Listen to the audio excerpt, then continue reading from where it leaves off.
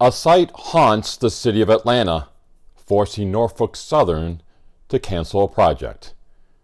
It's time for another episode of Bells and Whistles.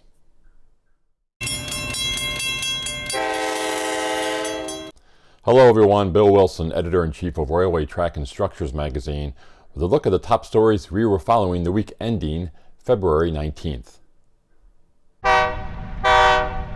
Phase 1 of the Massachusetts Bay Transportation Authority's South Coast rail construction is alive and well. About $600 million of work is currently taking place, and the section is fully funded through Massachusetts' Capital Investment Plan. Construction began in late 2020. Phase 1 will extend commuter rail service on the Middleborough-Lakeville line to New Bedford, Fall River, and Taunton, and is expected to be complete by the end of 2023. 27 miles of track and 4 new stations will fill the line. 10 railroad projects in New Jersey will receive financial assistance from the state's Department of Transportation. NJDOT is providing $29 million in grants to projects in 11 counties that include track maintenance, bridge maintenance, and new bridge construction. The funding comes from the NJDOT's fiscal year 2021 Rail Freight Assistance Program and covers more than half of each of the project's cost. About $9.4 million is earmarked for the replacement of the 120-year-old Point-No-Point Bridge across the Passaic River in Newark. Conrail will help out with $20 million. This country experienced a severe winter storm earlier in the week, and more bad weather might be on the way. Arctic air poured into most of the lower 48 states, extending as far south as Texas and even Mexico.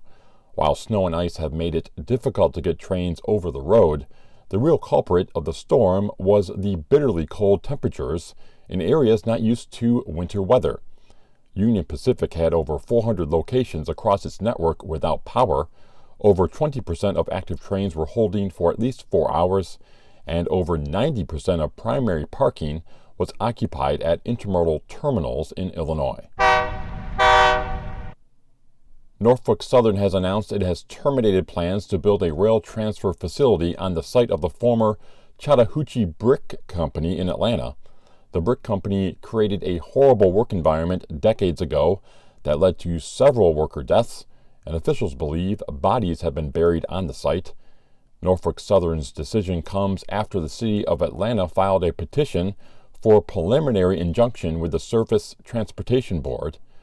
Throughout 2020, Norfolk Southern worked closely with local elected officials, held multiple meetings to listen to concerns of community stakeholders, and incorporated feedback into plans for the site.